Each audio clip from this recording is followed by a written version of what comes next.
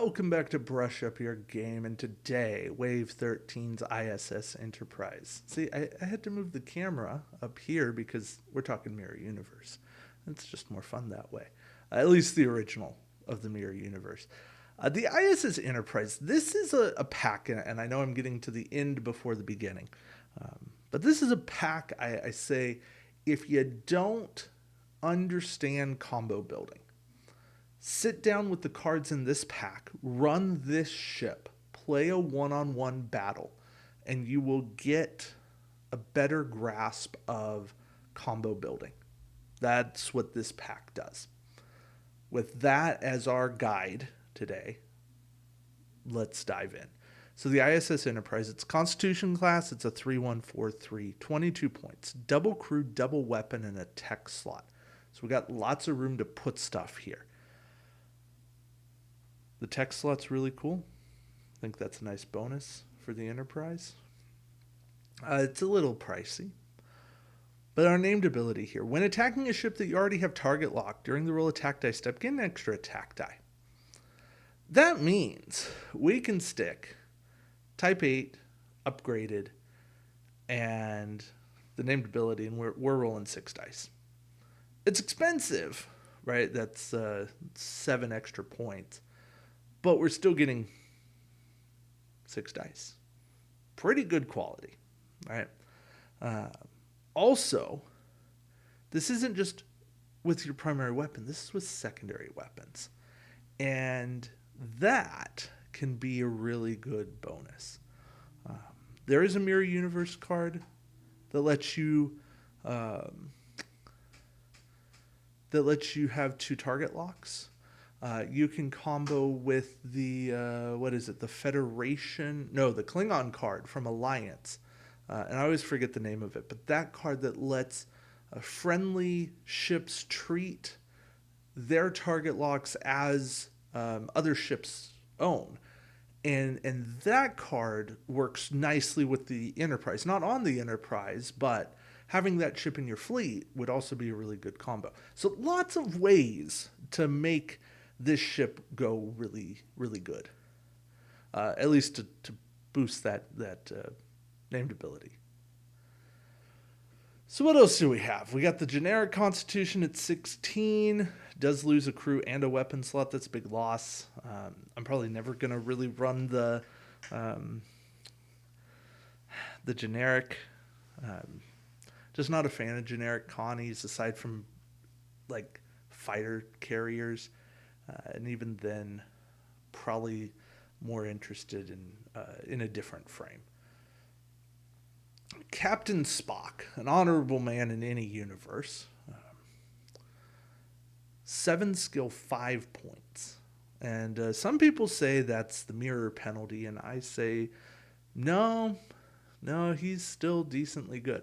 During the activation phase, you can perform one of the actions listed on any of your upgrades as a free action. Yeah, any. If you do so, you have to take an Aux Power token. But that means you can activate 2 different crew, or a talent in a crew. And yes, your primary upgrade bar is a great source for actions. But sometimes you want to get really creative with your upgrades, your crew, tech, talents, whatever the case may be. And Spock opens up so many possibilities with that he's a great option to have in the game. Expensive, yeah, but still, give me the possibility.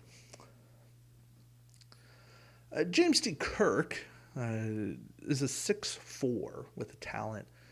Action, disable up to 3 of your upgrades, your choice, to gain 1 extra attack die on your next attack for each upgrade you disabled with this action.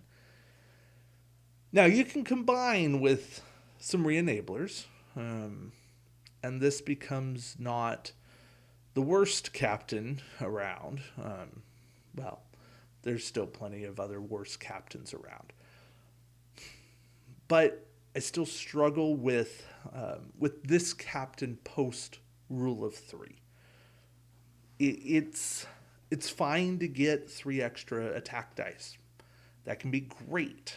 It can be great, especially on like Regent's flagship or another big attack dice ship to get up to those like 8, 9 dice attacks and have a single big amount of dice being thrown into a ship. Cool. The problem is you're so limited. This is essentially a one-time use.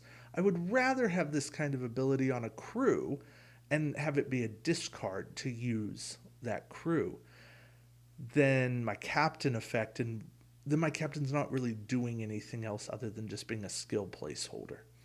And that's what this Kirk feels like to me. He's there, he does one cool thing the whole game, and then I'm left kind of having to pick up the pieces for the rest of the day.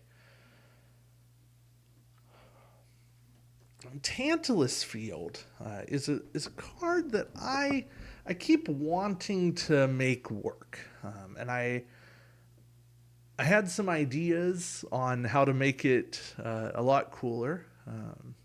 I don't know that those will ever be shared beyond. I think I did a build academy on it. I think I called it Tantalus Field of Dreams. But as a 6-point talent action, disable this card to target a ship at range 1. Discard one captain or one crew upgrade on the target ship, your choice. Place an Ox Power token beside your ship. You cannot perform any free actions on the round you perform this action. And this upgrade can only be purchased for the I.S.S. Enterprise.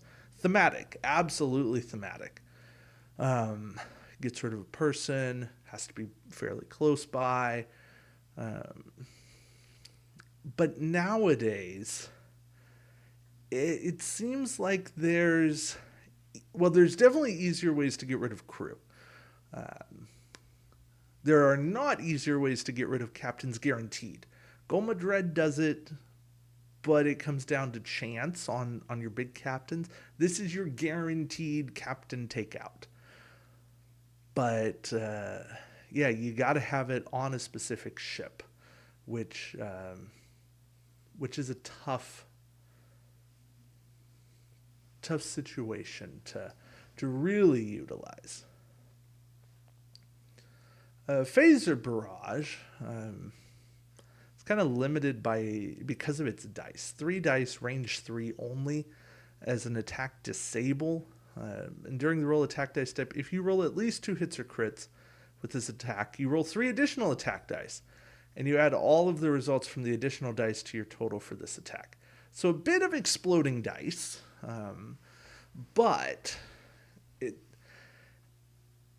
it's all chance, and it's so risky. And 5 points just feels expensive. So expensive for this. I also don't like the range 3 only. I feel like cards like this need to be at like range 2 to 3. Give me a little bit of bandwidth to work with. Photon torpedoes. Mirror suffers from this. I'm not going to harp on this, but they're not enough dice. There's not really the quality you want, and they're disables. At least they're forward and rear arcs. This is kind of one of the better iterations of torpedoes, but still not enough dice. Agony Booth is a card that Jordan Cott won 2017 Worlds with, or at least it was part of his build. So we're going to give it its due. As a 3-point tech, during the activation phase, you may discard this card to use an action listed on one of your crew upgrades as a free action, even if that upgrade is disabled. No ship can have more than one. So what you do is you bring in a crew upgrade who does their thing, doesn't get discarded, gets disabled. Maybe even a crew that can prevent the discard with the disable. And then you use Agony Booth to do it again. And that sort of thing is where Agony Booth is super unique. There's not, at least to the best of my ability, there's not anything else in the game like Agony Booth. It is being able to use this start of activation phase before ships get moving. use crew. That's disabled. To do it again, it can be very devastating to a player's plans when they think they've taken out a crew or removed the crew from the calculus that game round. And nope, there they are getting to do their thing again. Yeah. Agony Booth is not really thematic to the Agony Booth we saw in the show. But I do enjoy the card, and it's one that I think people have kind of forgotten about in terms of maximizing potential of cards. Pavel Chekhov is a 5-point crew. During the activation phase, you can discard this card and your captain to perform an action listed on your action bar as a free action. Well, one, that's just bad. Discarding 2 cards to get 1 free action. No, bad. Or action. If you did a green maneuver this round, add an extra attack die when attacking with a secondary weapon this round. That should not be an action. That should have been a passive ability. Neither of these things are worth 5 points. And because you took 2 bad abilities, stuck them on the same card, it made the card way more expensive than it should have been. I like the secondary part of Chekhov. I think that's a cool passive ability, a nice, like, hey, you did a green, you get an extra attack die, but it's got to be on secondaries. Fine. At least it's somewhat different. But again, no way should this card cost 5. Sulu, as an action, disable this card to acquire target lock on an enemy ship within range 1 to 3. Then perform an action list on your action bar as a free action. Hey, welcome to Target Lock Battle Stations. Welcome to Target Lock Evade. Welcome to Target Lock Scan. It all depends on what you want, what you need, how you want to get quality, how you want to put damage in on your opponent. But Sulu, pretty good idea. Still feels overpriced.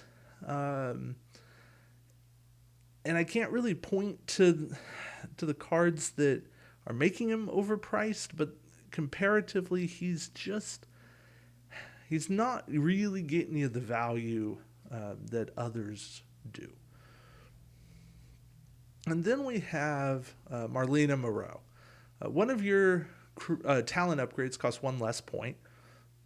Believe she is one of the only, if not the only, elite talent discounters in the game. And then as an action, she can add 3 to your captain skill until the end phase. And when you do that, your captains cannot be affected by an enemy upgrade this round. See, she's a card now I wish would have been a static effect. I would live with less of a captain skill boost, because 3 is a really big boost. But she just like the protection aspect is something that I think could be done better. Static protection, as soon as something tries to affect the captain, she gets discarded. Then you don't have a captain skill boost in there. That sort of thing. I feel like she's reasonably thematic to what she was in the Mirror Universe. That's all well and good. I love the talent discount at a time trying to make a build work. She did come in very nicely. But for the most part, unless you have a means of discounting your crew, she doesn't pay for herself. And the 2 points net that you're paying, she just doesn't provide enough benefit for the cost that she's occupying. That's where I'm at with her. So the pack, the combos are pretty straightforward. You bring Sulu, you bring Spock, you activate Sulu, and you get target lock, you get battle stations, and you use Spock to activate another crew. and you can have a lot of really good actions, and that works. This is a thematic pack. It's fun. It fits to Mirror Mirror, and I very much enjoy that. I think that very few packs have captured the essence of an episode or a story arc like the ISS Enterprise. If you're a fan of that, if you're looking for the game piece to be thematic, dripping with that thematicism, this is for you. If you're looking for the high competitiveness, this is not it. But, sometimes in this game, we are all looking for different aspects and different levels of enjoyment. This holds up, this has a place, and you got to roll with what you get. So, all right, that's going to be it for me. Thank you all for watching, and until next time, keep brushing up your game. Take care.